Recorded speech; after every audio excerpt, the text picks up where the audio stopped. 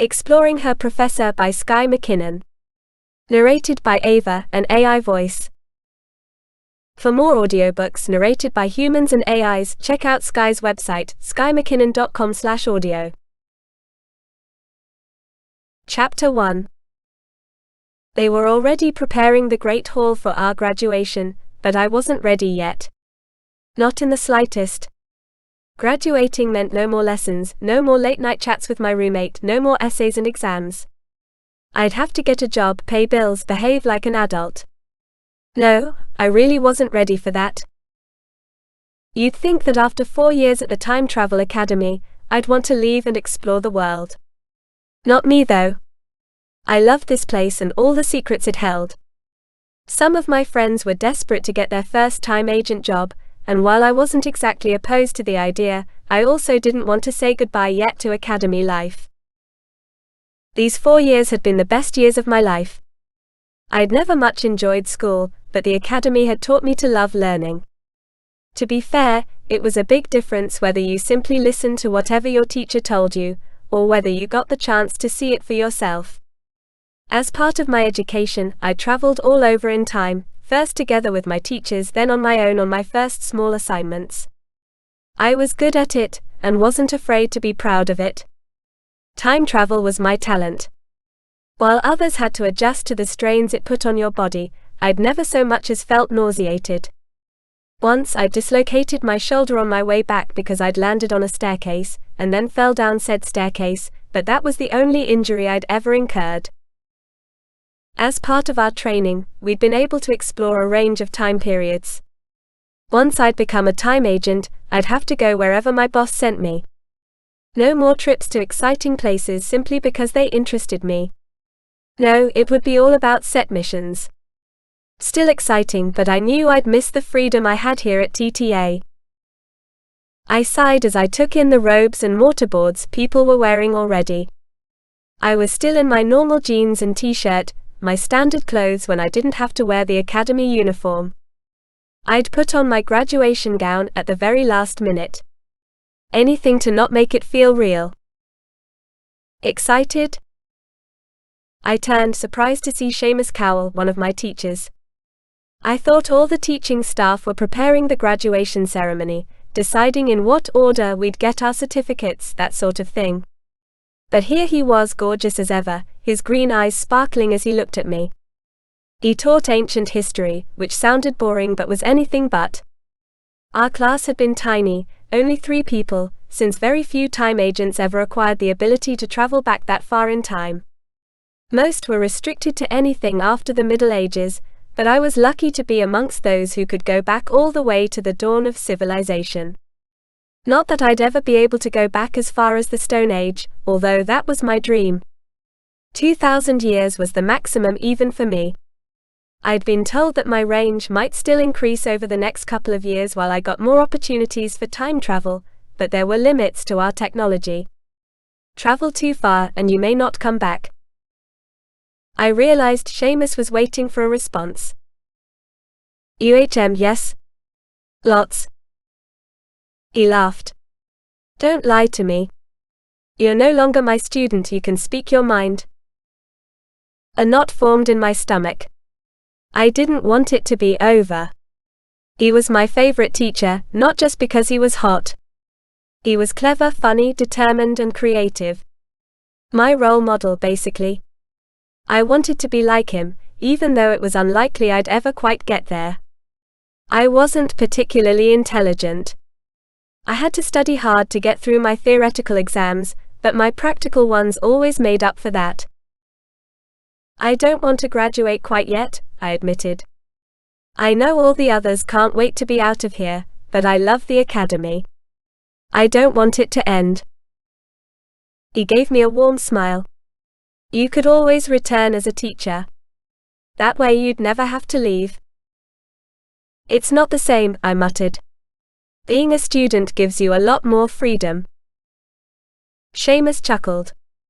Very true, but you forget, us teachers have access to all the fun gadgets whenever we want. He turned to join me in watching the other students in the hall. Jamie, one of my friends, was practicing throwing his mortarboard. I couldn't help but grin when it hit Professor Long, one of the most boring teachers. How about one last trip? Seamus asked suddenly, and I looked at him in surprise. Where to? He shrugged. Somewhere you've always wanted to travel to. This may be your last chance. Excitement started to rush through my veins, and I was close to throwing my arms around my teacher. He really was the best. I've got some cuffs in my office. You can think about where you want to go on the way. He led me the familiar way upstairs to the third floor where the teachers had their offices, as well as living quarters. Not all of them lived at the TTA, but a lot did for convenience, especially during the week. Some had families they returned to at weekends, but I didn't know if that applied to Seamus. He was very familiar with us students, asking us to call him by his first name from the very first lesson, but he'd never talked to us about his personal life. Where did I want to go? I had a wish list of times and places I'd always wanted to visit, but even so, it was hard to choose. Maybe I should pick the one furthest in the past. I'd heard that they didn't let time agents travel very far in their first few years on the job.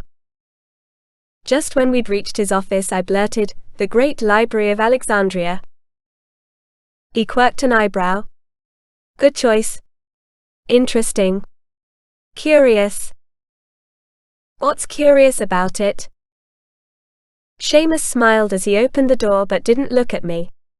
It was the first place I went to after my own graduation.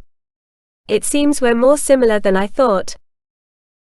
He strode into the office and headed straight to a large Welsh dresser at the other end, stacked with books, scrolls, and items I couldn't identify. He rummaged in one drawer until he found a tiny scroll wrapped in a plastic bag. He gently pulled it out and sniffed it. The smell of history, he sighed with the expression of a cat that just got a bowl of milk. There's nothing better. Is that papyrus?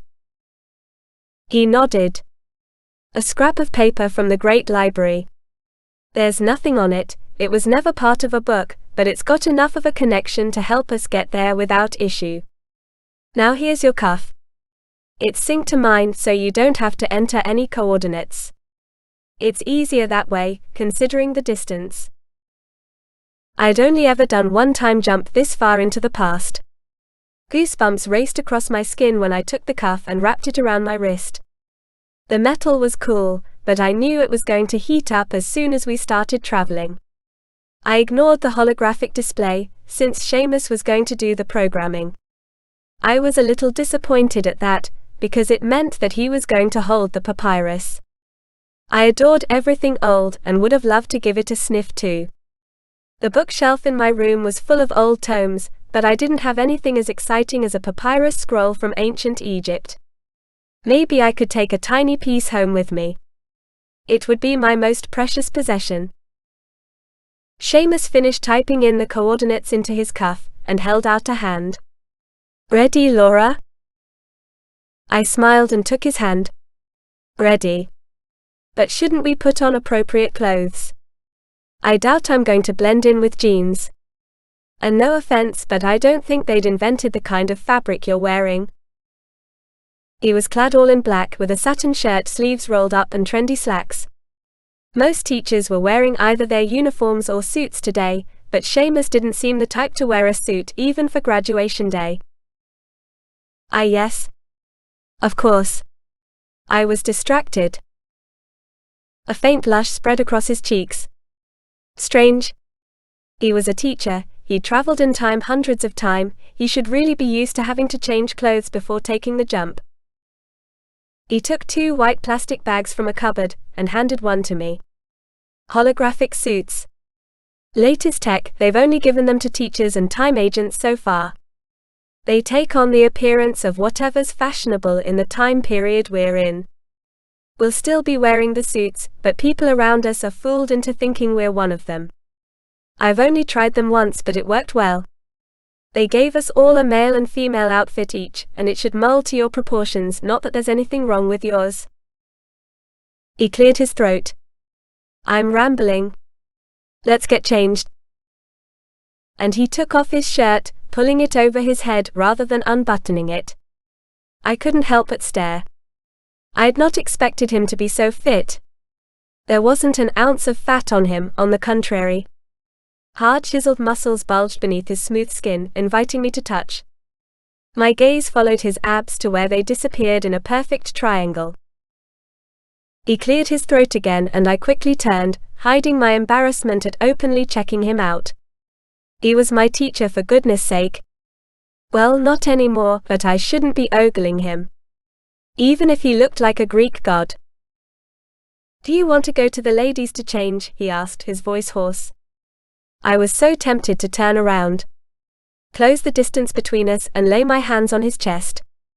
Heat was pooling in places that weren't supposed to react that way to Seamus.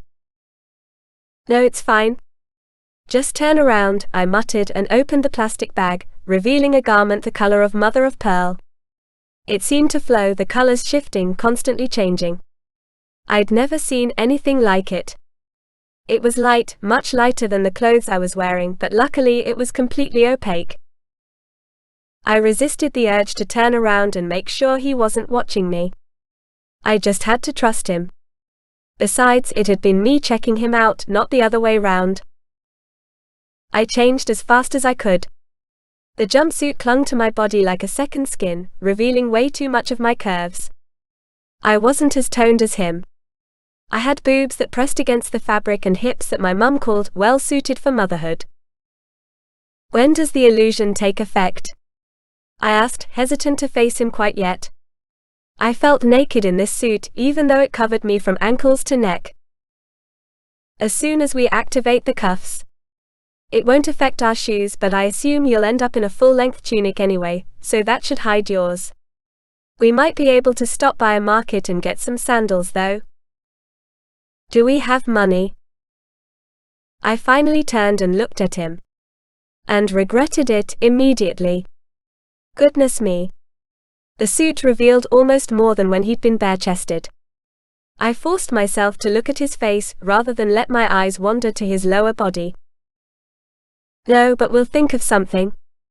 We could stop at the archive and get some currency, but the archivist might ask questions to why we're doing this on graduation day. Improvising is much more fun anyway." He smirked and took my hand. "Let's try this again. See you in history."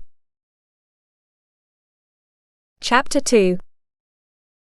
I stumbled forward, but Seamus steadied me, his hand still holding mine. "Wow, that was far," I gasped, trying to steady my breath. I'd underestimated how difficult the time jump would be. My stomach was a little queasy, but not enough to make me throw up. My ears were buzzing, something that had happened before when I traveled back further than a millennium or so. It would pass in the next couple of minutes.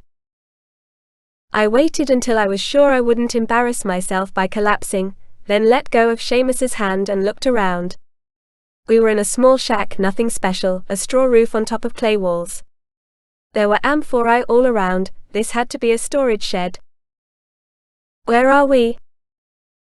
"Just around the corner from the Mausion." I didn't want to risk appearing in the middle of the library, where people could see us. I've experienced a witch hunt once and don't plan to repeat that experience. "They thought you were a witch?" He grimaced. "A story for another time. Ready to go out there and look at some books?" I grinned at him. I couldn't be more ready. I've been waiting for this moment for all my life. A little exaggeration, but it was true if you considered my life to be my time at TTA. We talked about the Great Library in one of our very first lessons, and I'd been hooked ever since. A center of study, a collection of all the knowledge available back then. In that part of the world, anyway. There wasn't anything more precious. Knowledge was power now as well as back then. I'd not realized that back at school, but being at the academy had opened my eyes. I'd soaked in all the knowledge I could in the past 4 years, ready to draw on it during my time missions. We're here a couple of years later than when I first visited. Let's see how it's changed. When are we? One of my favorite questions ever. 143 BC. Aristarchus of Samothrace is the head librarian just now. A formidable fellow, one of the greatest ancient scholars. I've heard of him. I think he did a lot of studies on Homer's poems. Yes, that must be it. I love Homer. Seamus smiled at me, his green eyes full of warmth.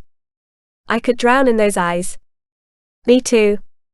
2 years from now, Aristarchus will get caught up in political struggles and will have to flee to Egypt, but for now, he's respected as one of the best scholars this library has ever had. We might even meet him, who knows? That would be special. I licked my lips. Seamus stilled, his expression changing. He was still smiling, but there was a yearning there, a flicker of, no, I had to be mistaken. I may be about to graduate, but he was still my teacher. Kind of. Ever since Lainey, a student a couple of years ahead of me, had got involved with her Norse teacher, there had been strict rules against relationships between students and teachers. Of course, there was a lot of swooning over our professors, but I didn't know of anyone who'd broken the rules. He broke eye contact and cleared his throat. Let's go outside. I'm not quite sure what time of day it is, and we don't want to be too late to enter the library. I nodded and followed him out of the shack and into a busy street full of market stalls. Smells filled the air, hundreds of spices, mixed with the shouts of peddlers and the sound of carts driving over the uneven streets. I breathed in deep. History. I, Laura Emerald, was living history. This feeling was the best in the world. Our clothes had changed appearance, making us blend into the crowd. He'd been correct. I was wearing a long linen dress called a chiton. It was draped around my shoulders, held in place by pins, leaving my arms bare. A belt around my waist gave it shape. There were large golden bracelets around my wrists, hiding the time bracker that had brought us here. Clever. Seamus wore a shorter chiton that ended just above his knees. His was draped around one shoulder only, leaving his left side bare. Damn, I thought I'd escaped the temptation of drooling at his chest. This wasn't going to be easy. He took my hand again, and I let him, very aware of how easy it would be to get lost in the crowd. His skin was warm and soft against mine. It was hard to focus on my surroundings when his touch filled my mind, combined with the memory of the way he'd looked at me. Desire. That had been what I'd seen in his eyes. Pure desire. I focused on the smells around me, the spices, making it easy to let myself be distracted from Seamus's touch. A waft of something sharp filled my nose and I coughed, then laughed. This was what it was all about. Time travel. Not about doing missions for the time agency, but about experiencing life in all its facets. It took us forever to get out of the hustle and bustle, and reach the royal quarter. I'd seen old maps of Alexandria, but it was different to actually walk the city's streets. Seamus pointed at a building in the distance. The Mouseion, I breathed. The institution of the Muses. About 1,000 scholars live here, Seamus explained. It wasn't news to me, but I still listened to him with bated breath, speechless at the magnificence of this place. They receive free room and board and even have their own servants. A priest appointed by the pharaoh looks after them, making sure they want for nothing. Archimedes studied here, as did Euclid and so many others. You could almost describe it as a university campus, with lecture theatres, study and meeting rooms, dining halls. He paused, giving me a small smile. But you already know all that. Yes, but I didn't want him to stop talking. I loved listening to him. There was a passion behind his words that made me wish he would never stop. Tell me more, I said simply. No.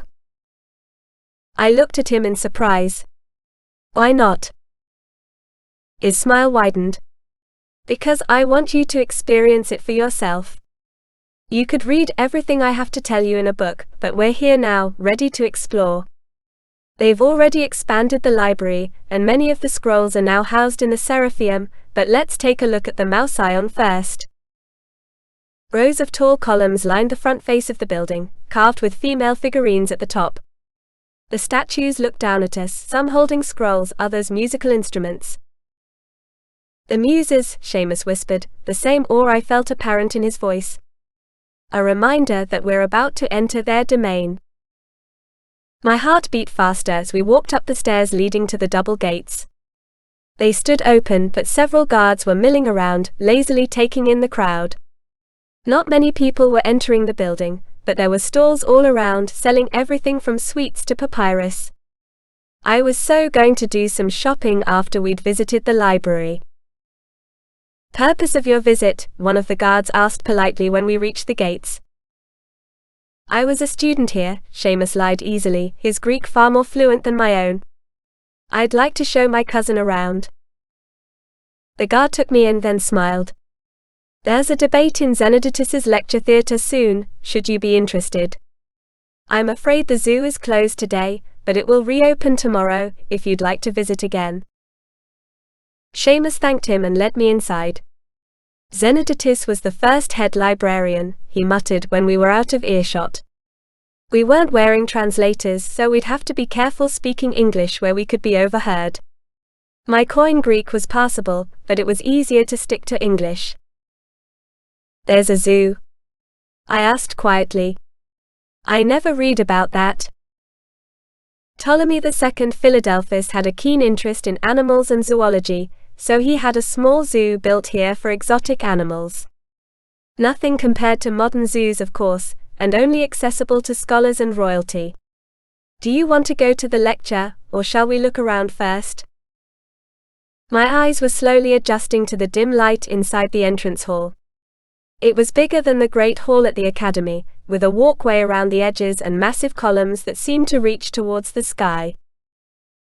Although it cannot be done justice with an inadequate description, Seamus suddenly recited solemnly, it is so adorned with great columned halls and statuary which seems almost alive, and a great number of other works that, apart from the Capitolium, by which the venerable city of Rome claims eternal renown, nothing more magnificent can be seen in the whole world. In this temple were libraries beyond calculation, and the trustworthy testimony of ancient records agrees that 700,000 books, brought together by the unsleeping care of the Ptolemaic kings, were burned in the Alexandrian War, when the city was sacked under the dictator Caesar. Ammianus Marcellinus, I whispered.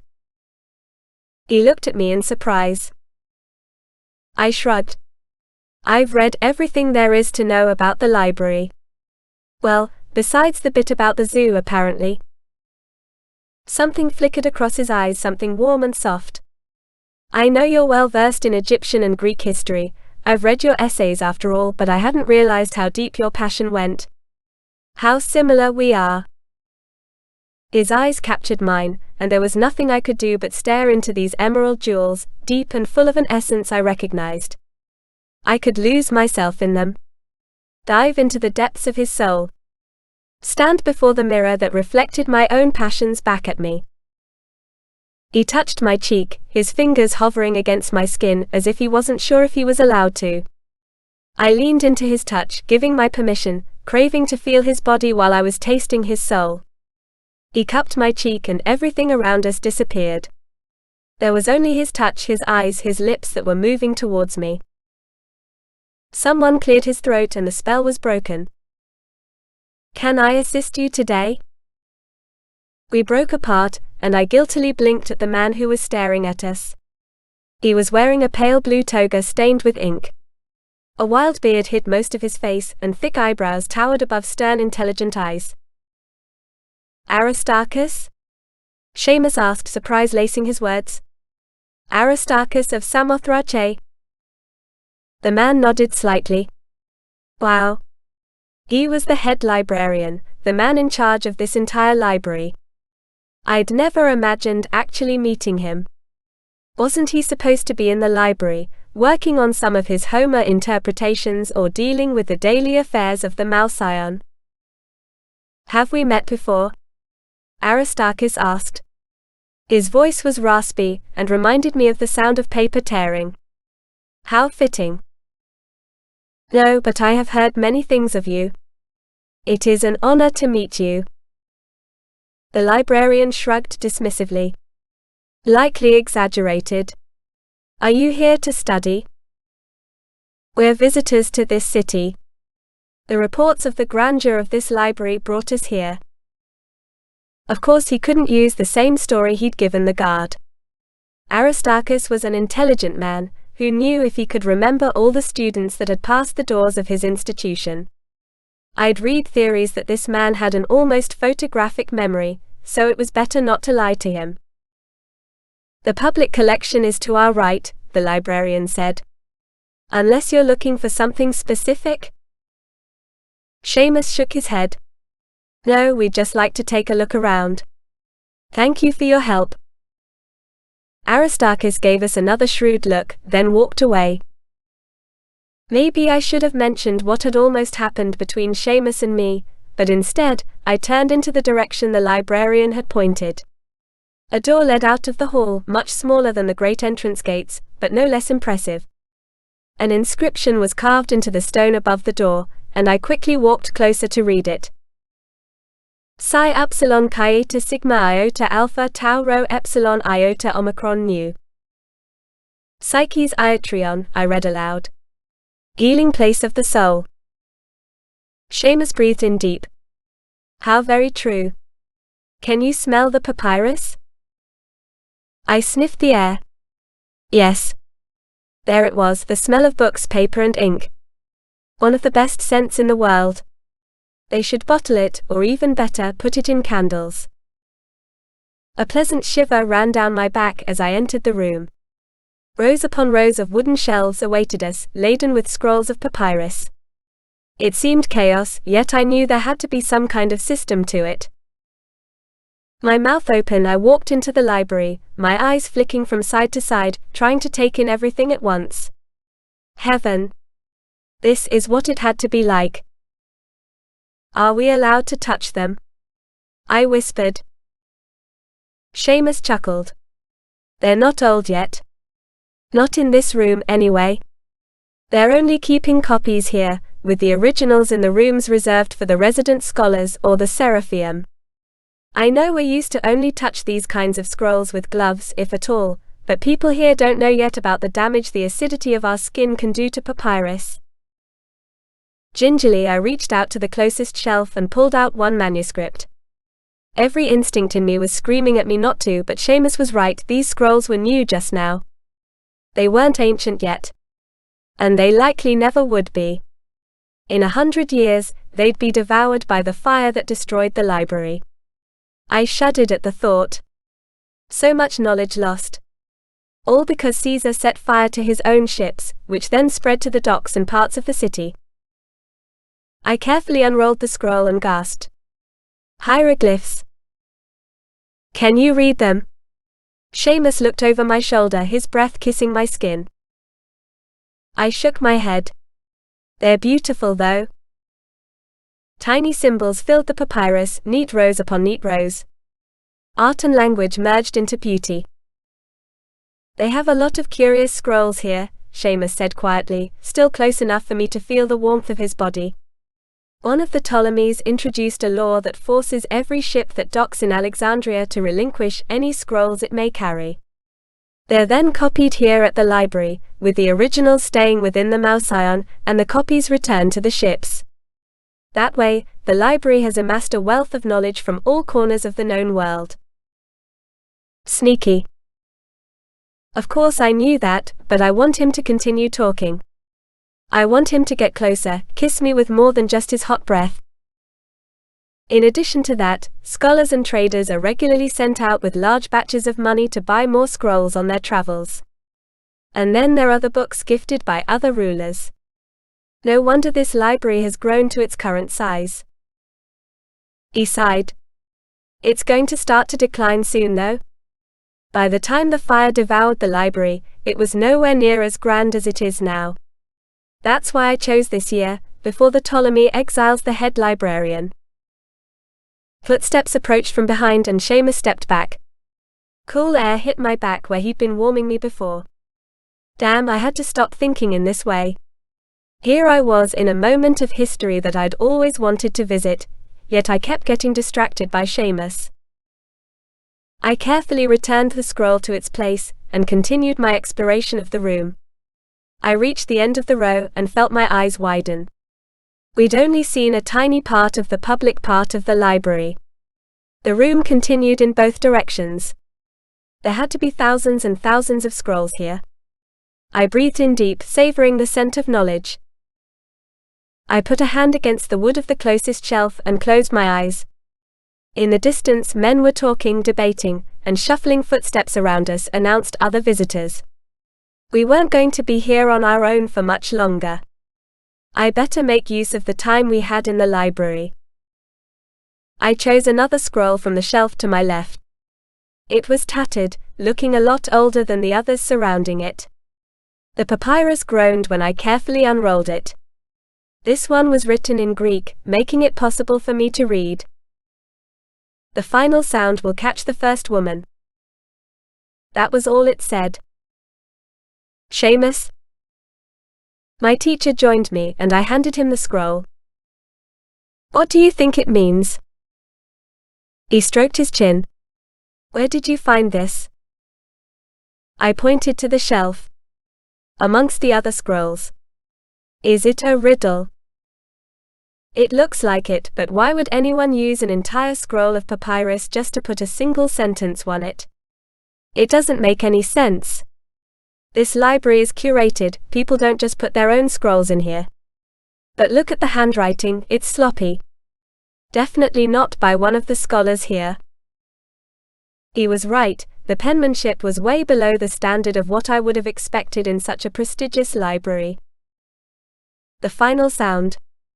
Is it talking about the alphabet? Z. Remember, they're using a different alphabet just now. The final sound would be omega. The first woman. If they're talking about the biblical story, that would be Eve. In Greek mythology it's Pandora. And in Egyptian culture it's X, Seamus added. That gives us a whole lot of options, but what are we supposed to do with that? Omega will catch Eve. Omega will catch Pandora. It doesn't make any sense to me. I stare at the papyrus, willing it to reveal its secret. I have to say, I didn't expect this. He chuckles. Neither did I. But that's what I love about time travel.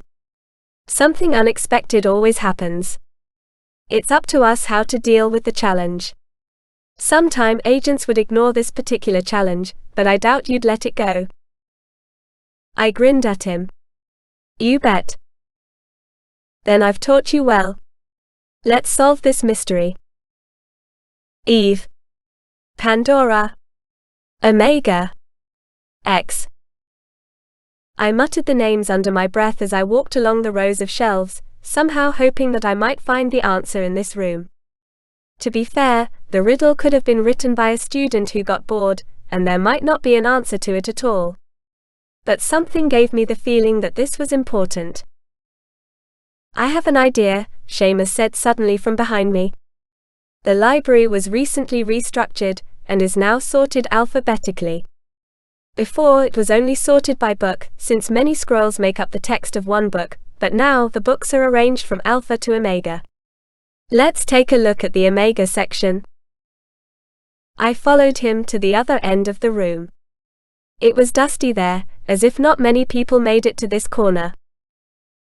Seamus looked up at the shelf in front of us, bursting with scrolls. He sighed, then turned to me. It looks like we have a lot of work to do. If you still want to do this, we could always travel back and attend your graduation. I glared at him. No way. Graduating is so unnecessary. Seamus chuckled and pulled a scroll from the very end of the shelf. How about I start here and you at the other end? I stared at the scrolls. They varied in quality of paper. Some were frayed at the edges, others looked brand new. Some papyrus was thick, others almost as thin as modern paper. No, that would take too long. I think we need to search for a scroll that looks similar to the first one. An old damaged one. My teacher nodded and we started pacing along the shelves, each of us lost in concentration. I pulled out a few scrolls that looked old enough to be a match, but they were all covered in neat writing from top to bottom. Up there.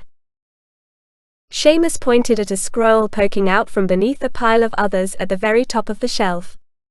Too high for me to reach, but he managed to get it by standing on his toes. He was at least a head taller than me, but while I found that intimidating with some men, it wasn't the same for Seamus. He felt right. Perfect. And totally out of bounds. I had to remember that. He carefully opened the papyrus. Bingo! It's the same handwriting. I stepped closer to peer at the scroll. Our bodies touched just a tiny bit, but enough to make tingles run down my arm. Pandora's Hunt. It fits, I whispered, translating the title. They meant the Greek creation myth.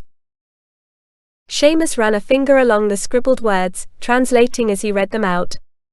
Her hunt begins. The evil spreads. The path is aflame. Sins need to be found. Death approaches. Pain comes. Hope is the last to remain. The jar is with the boa. I sighed. That's even more cryptic than the last one. What's a boa? A snake that's for display in the zoo here. It's rumored to be 50 feet long and can kill cattle by wrapping around their udders and sucking them dry. Obviously that's just a legend. Okay then. A cow-killing snake is guarding a jar. Wait. Pandora's jar? Seamus nodded. Most people nowadays think of it as Pandora's box, but that's a mistranslation. It's actually a jar. I grinned at him. I know, you taught us that in our second year. He returned my smile. So I did. Good of you to actually pay attention in my lessons. Most of this refers to the Pandora legend. She opens the jar and great evil escapes in the form of death, disease and pain. And hope stayed in the jar. I never quite understood what that meant. There are many different theories about that. It may have just been a mistranslation. Why would hope be in a jar with all those terrible things? Is it there to be preserved for future times? Or kept away from us as punishment? I grinned at him. You're supposed to be the teacher with all the answers. He raised an eyebrow. And you're supposed to graduate today with all the knowledge you need. I'm no longer your teacher. That wasn't just a statement. There were undertones beneath those words, innuendos that started small explosions in the chambers of my heart. No longer my teacher. I wasn't his student anymore. We were both adults who could do whatever they wanted. No more rules. No roles we had to adhere to. We were free to. I pushed my horny thoughts aside. I had a riddle to solve, and I wasn't going to get my libido in the way. I cleared my throat and tried to focus. There was no mention of fire in the jar though, was there? No. The only connection to fire I can think of is that Prometheus stole fire from Zeus to give it to humanity. In revenge, Zeus gave Pandora to Prometheus. She opened the jar, which was actually Prometheus's possession, not hers. Sources vary on whether she did it intentionally or not. It would make sense for Zeus to have planned this as his revenge, but who knows? You're talking about all this as if it's real. Seamus shrugged. For people here, it's a real story, an account of history. Whoever wrote this riddle probably believed in it too. To understand, we have to get into their mind, and that involves taking the myths as reality. But you don't really believe in Zeus and Pandora? I insisted. He wiggled his eyebrows at me. Don't I? I huffed in frustration. Sure you're not my teacher anymore? You're certainly behaving like it. Am I? Suddenly he was close, too close. His hands cupped my face, drawing me towards him, and then his lips were finally on mine, warm and hard, kissing me just like I'd craved. Better than I'd imagined. I leaned into him, molding my body to his while he ravaged my mouth. His tongue nudged against my lips and I opened my mouth with a small moan, letting him in. His arm wrapped around my waist, pulling me even closer until I was pressed against the hard planes of his body. And something even harder. I returned his kiss as much as I could, but I couldn't match the wildness of his lips. He was devouring me, claiming me, and I'd never felt anything better. "Do you need any assistance?" A raspy voice from behind the bookshelf made us break apart, breathing heavy and wide-eyed. I bet my cheeks were scarlet red. My lips were tingling with the echo of our kiss. I wanted more, but this wasn't the place. We kept getting interrupted. "We're fine, thank you," Seamus replied in Greek, his voice hoarse. The shuffling footsteps stopped just before the man was going to turn the corner and see us. "All right then. I'll be at my desk." I smiled at Seamus as the man seemed to walk away, leaving us in peace. He grinned and took my hand. "So?" I gave him a quizzical look. "What? Did I behave like a teacher?" A snort escaped me. "No, definitely not. I'm so glad I'm no longer your student." "As am I. It's been torture these past few months. Seeing you in class every day but never able to show my feelings."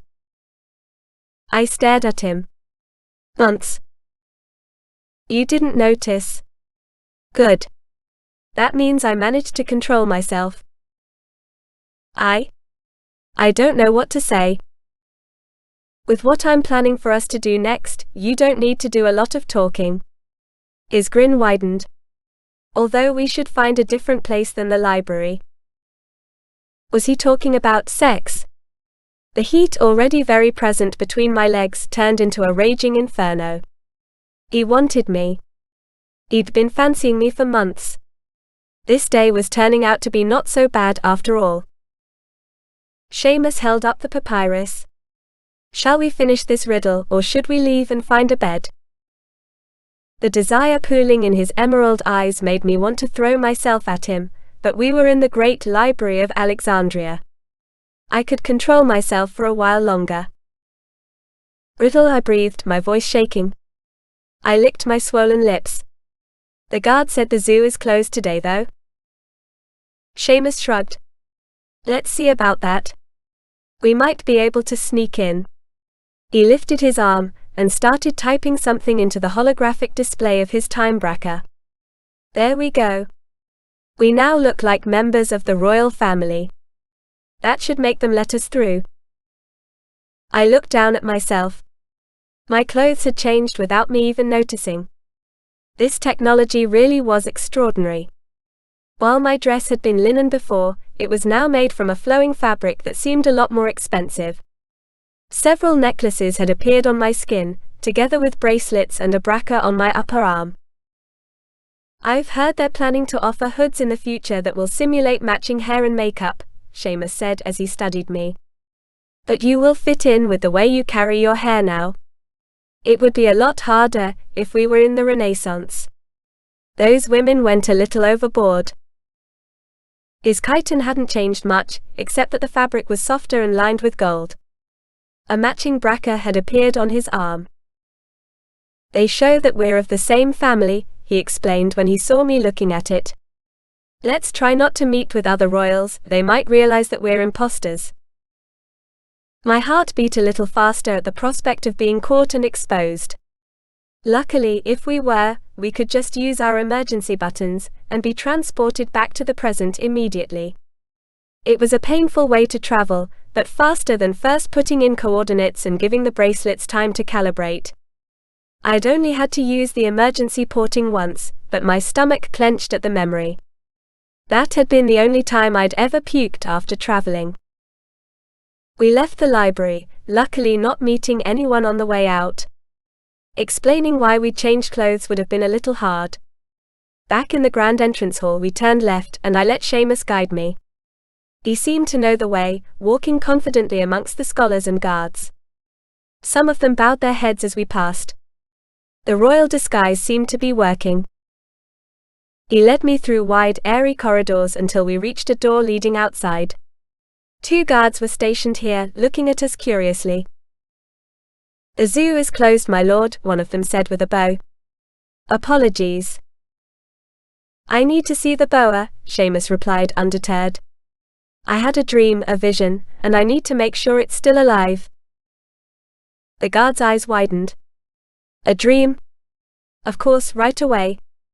The problem is with the lions anyway, so showing you the boa should be no issue." He bowed again, deeper this time. Did he think Seamus was some sort of soothsayer?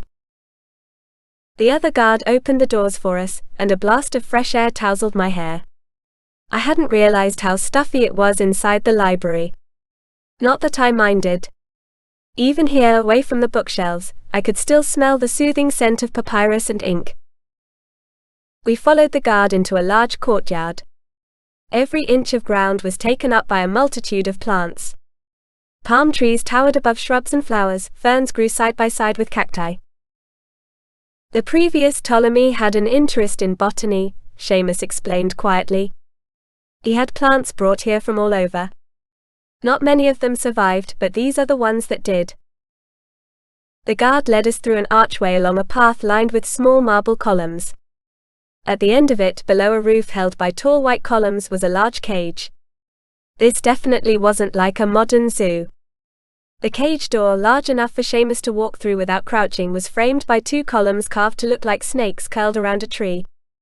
They were so lifelike that it was clear they'd been modeled upon real snakes, probably the ones waiting for us in the cage. I stepped forward, but the guard held out a hand. "Let me check on the beast first, my lady. It can be a terrifying sight." I rolled my eyes as soon as he turned away. I'd seen snakes before. Big ones too. I didn't like it when people mollycoddled me. Seamus winked at me and took my hand. "In case you get scared," he said loudly, giving the guard an excuse for why we were holding hands. I grinned at him. "Oh yes, I get scared a lot." The guard stepped back from the cage. "The boa is asleep. It is safe to approach." "Give us some space," Seamus commanded, using his most authoritative teacher voice. "I shall need silence." The guard bowed and walked back along the path, stopping 20 meters away from us. Far enough to keep us inside but not hear what we said. Finally, we could switch back to English. Speaking so much Greek was giving me a headache, especially when having to stick to this ancient form and not the modern Greek. At least all my hard studying was coming in handy today. "Let's look at this snake," Seamus muttered and slowly approached the cage. I didn't hesitate in following him. We peered through the bars side by side, searching for the supposed monster inside. The snake was kind of disappointing. Yes, it was long, but it was also asleep and didn't look in the slightest as if it had ever killed a cow. There was also no sign of a jar, filled with hope or otherwise. "I expected more," I whispered in English. "Do they really think this is a special fearsome snake?" Seamus shrugged. "Most myths are based on disappointing truths. I shouldn't have expected for this one to be any different. Can you see a jar anywhere?" "Nope. Maybe it's been removed. The note looks like it was written years ago. The jar may no longer exist." "No, it's the papyrus that was old. The ink wasn't faded a lot, so I doubt it was older than a couple of months, but then I'm not an expert." "Should we go inside? Maybe it's behind the snake." It was curled up in a heap, its head lazily resting on its hip maybe. Somewhere around the lower half of the snake's body. The only other items in the cage were a couple of stones, a bowl of water and half a tree branch towards the back. Poor snake, it had to be a boring life in there. "I doubt it. Unless they're trying to provide the snake with fresh living food, it wouldn't make sense for the riddle to be that dangerous." "Her hunt begins," I slowly repeated the words of the papyrus. "The jar is with the boa." That last sentence is the least cryptic one of them all. It gives us a location, unless there are several boa in this zoo. Not that I'm aware. I've only ever heard of this particular specimen. She must be quite old now. Poor thing, trapped here without a cow's teat to suckle on. He snorted. That was always my favorite bit of the myth. Did you know they still believe that in some parts of the present world? That snakes will drink a cow's milk? We always assume that superstitions were stronger back in the past, but that's not always true. They're simply less openly talked about nowadays. Or we laugh them off, even though we actually believe in them, deep inside. I stepped away from the cage to look at Seamus. I loved it when he got all passionate about a subject. And do you believe in any superstitions? He grinned. I've always wanted a black cat. Because they bring bad luck? No, because they're cute. And because my sister has a white cat, a terribly violent beast, so of course I want the opposite. Of course.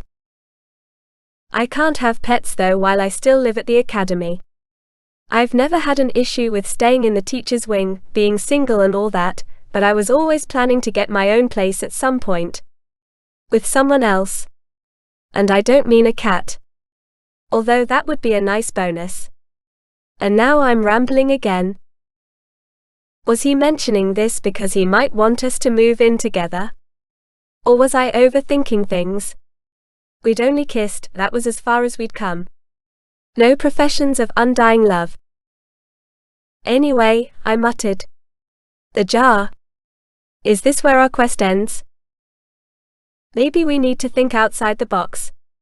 Finding a jar in the cage would have been a little too easy. Not so easy if you consider climbing in a cage with snake. But yes. Let's look around. Maybe we'll find a clue. Something about a hunt maybe. Are there any statues of a hunter here? Artemis? Seamus nodded and turned away from the cage, only to chuckle and point at the columns in front of us. Or we could look a little closer to home. The stone snakes wrapping around the columns. Of course. There were two of them, but while the bodies of the snakes were identical, the heads weren't. One snake was placid, lazily watching the world with marble eyes, the other poised to strike. A huntress. The hunt begins, I whispered. Seamus was taller than me, so I let him approach the column and search for the next clue. It would have been nice if there'd been a jar on top of the column, but no such luck. He stroked the snake's smooth body, as if he was hoping for something to happen. Nothing. Try the fangs, I suggested after watching him for a while. She uses those to hunt after all. I know this is just a statue, but touching its fangs feels wrong. My survival instincts are fighting my rational mind. Nonetheless, he ran a finger over the fangs, then pulled on one of them. With a crack, the fang broke off and slipped through Seamus's fingers, falling to the ground. Fuck, he cursed, but I was already bending down to retrieve the tooth. It had landed on a stone tile, smooth except for a crack in the center. But wait, there was a hole there. A hole shaped like the snake's fang. Clever. I pushed the fang into the hole, and was rewarded with the sound of a click, as if a mechanism had been triggered underneath the stone. Well done, Seamus said, his praise making me all fuzzy inside. I'm starting to believe that this isn't just a simple riddle set by one person. This is way too sophisticated. To install this in the Royal Zoo would have required both access and money. I think we have stumbled upon something extraordinary. I tended to agree. Excitement made my heart beat faster. This was like Indiana Jones come to life in a library. Not quite an ancient tomb, but maybe that was for the best. I wasn't a fan of snakes and spiders. He helped me lift the stone tile, revealing a small hollow space underneath, containing the jar we'd been looking for. It was a simple clay urn without decoration or inscription. I opened it, almost expecting a scorpion inside. That would have been very Indiana Jones. Instead, there was a small roll of papyrus. I unrolled it and couldn't suppress a gasp. What it is? I held it up and Seamus snatched it from my hand. Wow. Of all the things I thought we'd find, I got up and stood by his side staring at the neat writing on the papyrus. It wasn't all in ancient Greek this time. The first line was in Greek, the second in hieroglyphs and the third in. Is that Demotic script? Seamus reverently ran a finger over the writing. It is. Like the Rosetta Stone. 3 different scripts, but I wonder how many languages it is. For the Rosetta Stone, it was one part in ancient Greek, and the other 2 in ancient Egyptian, right? I was trying to remember everything I'd ever read about the stone, that enabled researchers to make sense of hieroglyphs. Having more or less the same text with some differences, in all 3 sections was key in determining how both hieroglyphs and Demotic script worked. Yes, but this may be different. The top bit is ancient Greek, penned in the same hand as the other 2 scrolls, Seamus muttered, deep in thought. I'm not an expert in the other 2, but I think they may be in Greek as well rather than ancient Egyptian. I wish I had my books with me to help me read the text. He sighed. This is a true treasure. Researchers in the present would give their right arms to have this in their possession. But we can't take it with us, I completed his train of thought. It's against the rules. He nodded. The only thing we can do is file a report with where the jar is buried.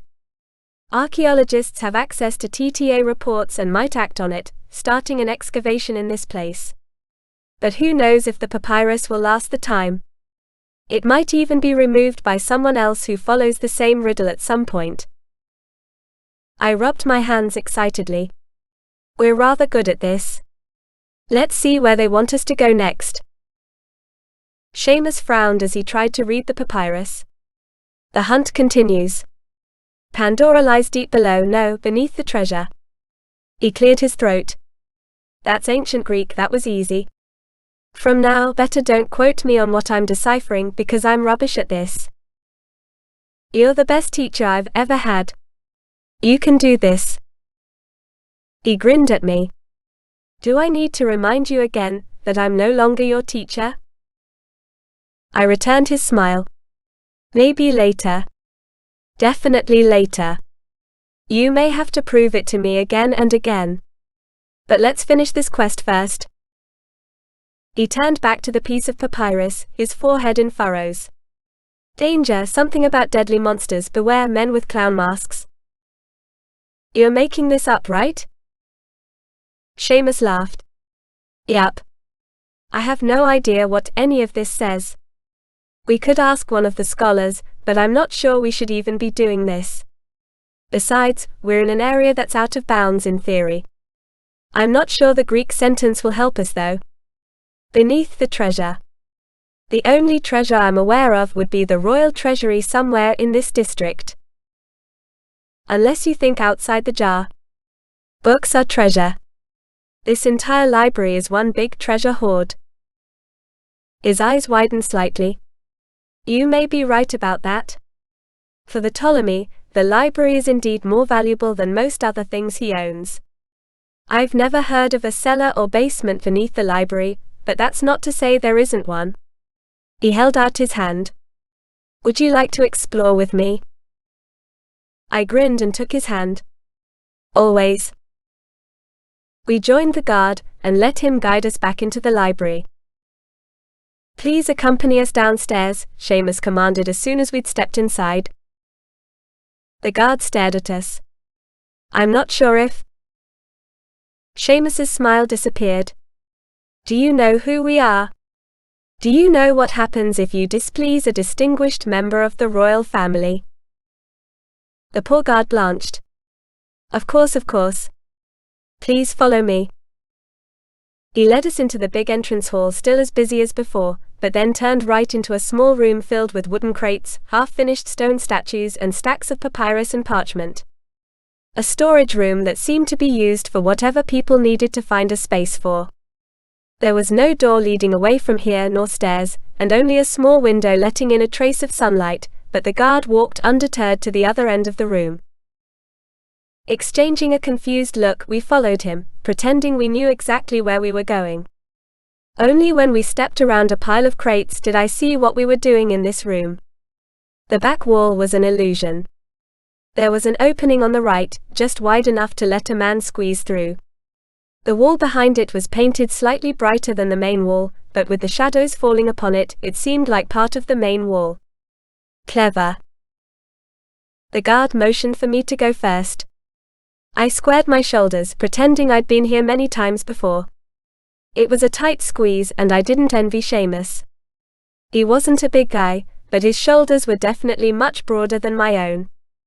A narrow space between the two walls led to another opening to my right, revealing a steep staircase disappearing into darkness. We didn't have a torch and there was no window in this tiny room, so I kept one hand on the wall and slowly made my way down, hoping that the stairs were all about the same size. I really didn't want to fall and break a limb. Time travel while injured hurt a lot. The two men followed behind, both of them descending just as carefully. At the end of the stairs, a large wooden door awaited us. The guard pulled a key from his pocket and opened it for us. "I'll wait here," he muttered and stood straight, as if he was guarding us from whoever might follow. Exchanging another look, Seamus and I stepped through the door and into a dimly lit corridor. The walls were rough, nowhere near as smooth and polished as the ones above. The air was thick with the scent of dust and earth. A torch halfway along the passageway illuminated the uneven floor just enough to let us walk without stumbling. Good even lit this torch. No sounds could be heard down here, but that didn't mean we were alone. What would they do if they caught us down here and realized we weren't actually royals? As long as they didn't force us to take off our cuffs, we'd be fine. Emergency jumps were painful but effective. The guards might put it down to magic, but I'd been told that most people throughout history never reported time agents disappearing into thin air in front of them, afraid they might be taken for crazy. We walked in silence side by side until the corridor turned left and transformed into a large room. Columns lined the walls decorated with carvings. Between the columns were more torches, their crackling sound echoing through the room. In the center was a stone pedestal, and on top of it lay a... Wow. I didn't expect that, Seamus whispered, sounding just as awestruck as I felt myself. I took his hand, my mind swirling. In front of us was a sarcophagus made from pure gold. The light of the flickering torches made the metal swirl and pulsate in 1,000 golden hues, making it seem almost alive. It was shaped like a human body, with a head, a torso which widened where the arms would have been and narrowed towards the feet. Panels made up the sides, some of them smooth gold, others etched with intricate designs. The top was surrounded with a thin band of a brushed silver, framing the otherwise undecorated lid. I was having a hard time keeping my mouth closed. I'd never seen anything like it. It wasn't just because it was a sarcophagus, I'd seen those in museums before, albeit mostly stone ones, but that it was here, beneath the library, hidden away yet every so precious. "Do you think there's a pharaoh inside?" I whispered, the atmosphere of the room too heavy to speak aloud. "I somehow doubt it. I bet they're all accounted for." Seamus was whispering too. "Maybe an important scholar. It's strange that I've never heard of this underground burial place before though. You'd think archaeologists would have discovered it by now." "Pandora. The riddle said Pandora is down here. Maybe she's inside the sarcophagus?" Seamus looked at me strangely. "You do know that Pandora is a myth?" I rolled my eyes. "Earlier it was you who said that all myths are steeped in reality. Maybe we're no longer talking about the mythical Pandora, maybe this is about an actual woman with that name." "I've never heard of anyone called Pandora who was important enough to be buried in this way," Seamus muttered. "Do you want to take a peek?"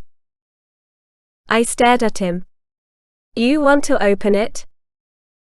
"Maybe it's empty. As you said, the riddle led us to this room. I doubt it's just going to end without a final message or clue." He was right.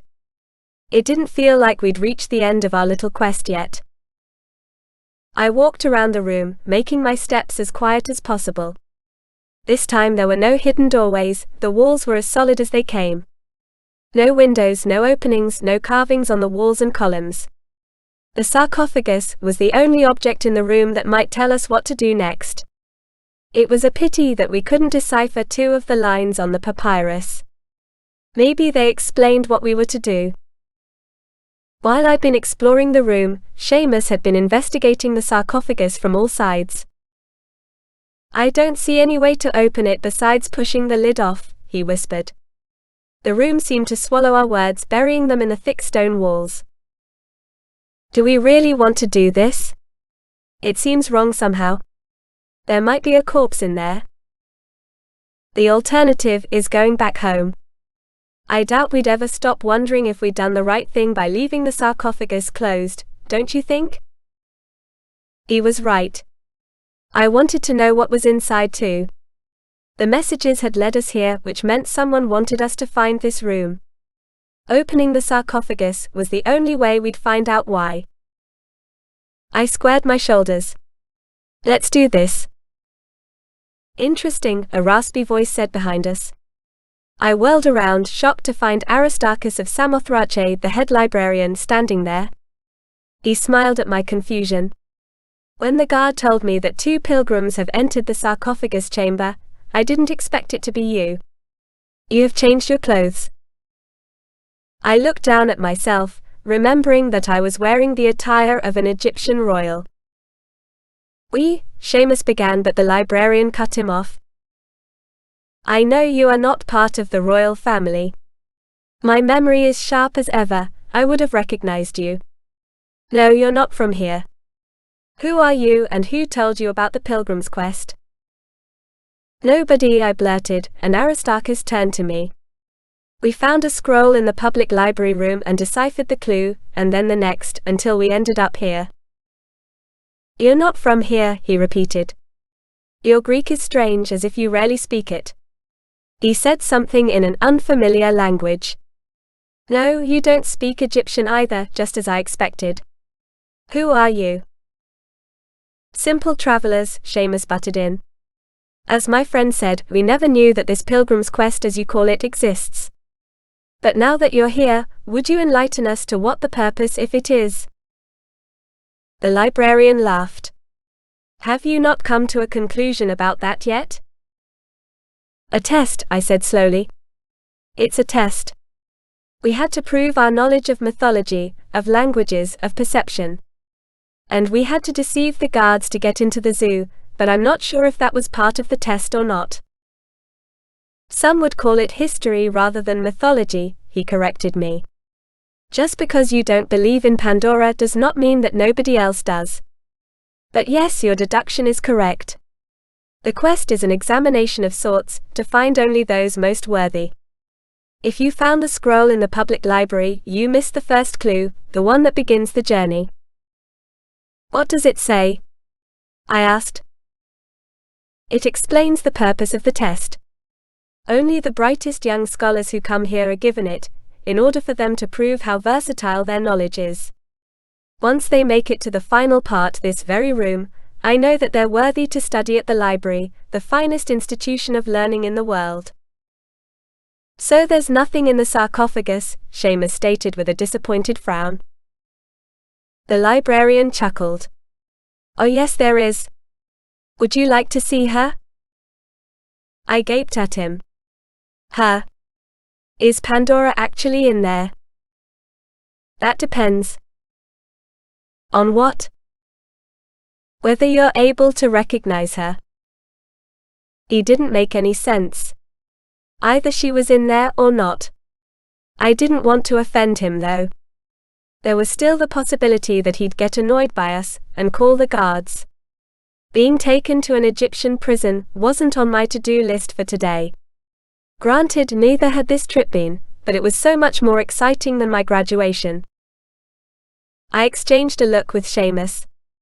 He turned back to the sarcophagus, putting his hands on the lid. "Is there an easy way to open it?" The librarian laughed again. "There is. I suppose it will be better if I show you before you damage Pandora's rest." He stepped forward and hooked his finger underneath the lid where the head met the torso. With a click, the lid loosened, pushed up half an inch by some unseen mechanism. "Now push," he instructed, and both Seamus and I carefully shifted the lid to one side, just enough to peer into the sarcophagus. It was empty. No body, no Pandora, not even a scroll to explain the purpose of it all. "You lied," I accused the librarian, disappointment making me sound ruder than I'd intended. "Did I?" His smile didn't waver. "Maybe you just haven't looked in the right way yet. Think back to one of the clues. Sometimes you have to look back to see what's right in front of you." He turned towards the exit.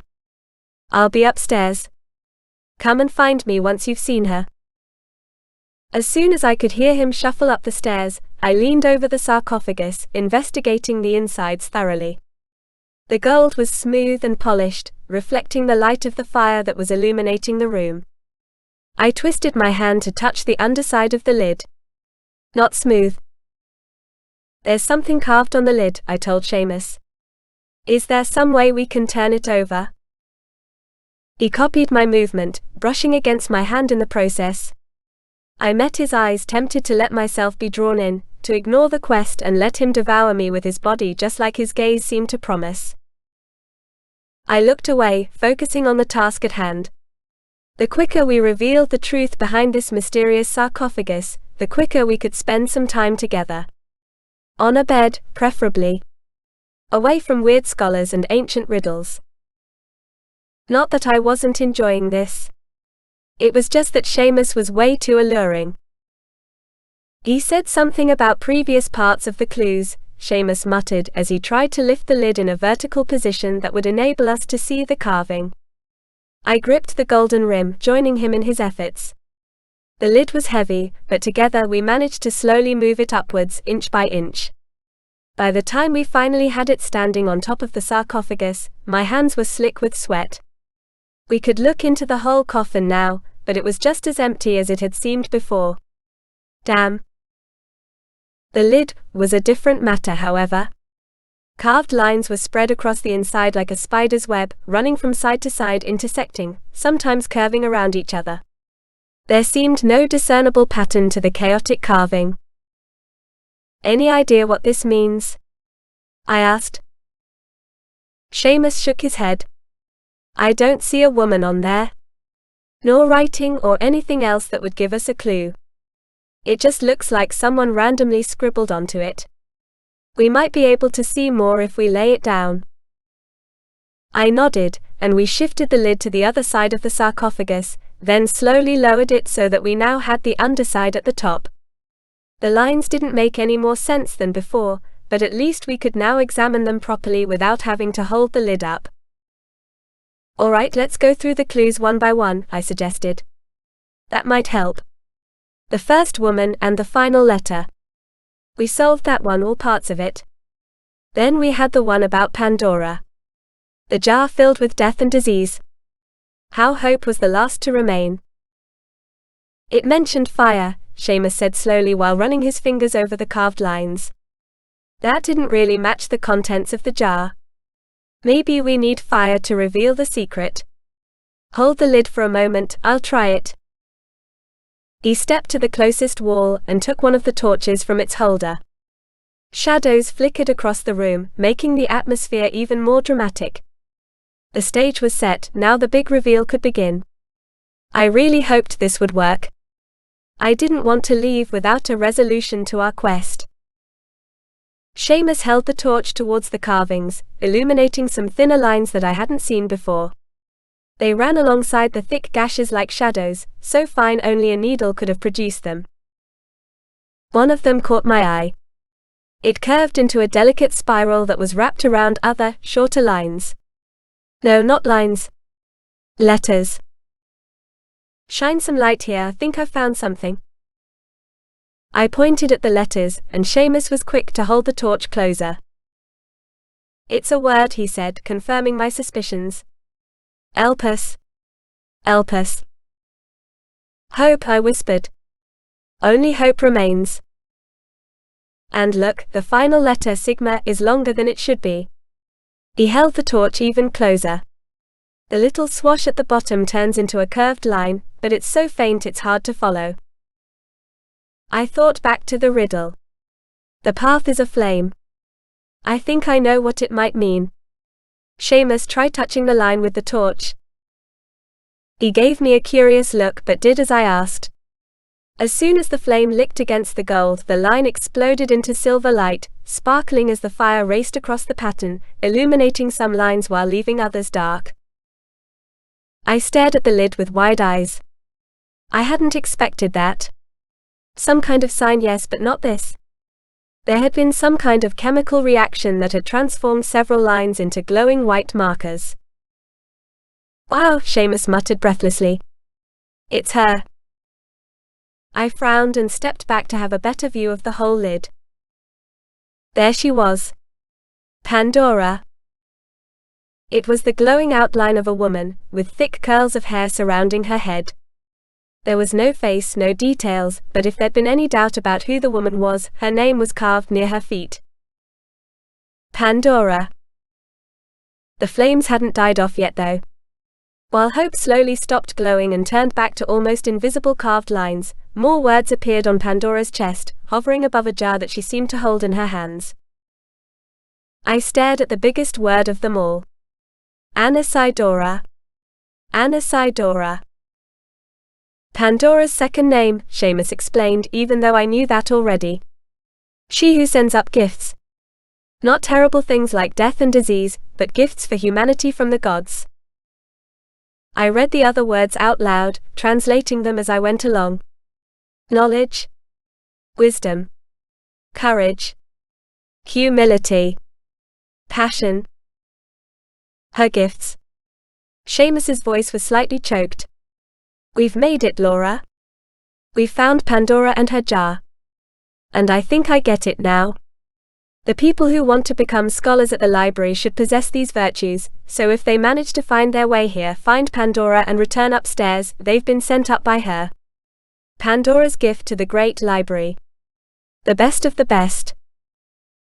I couldn't suppress a smile at the awe in his words.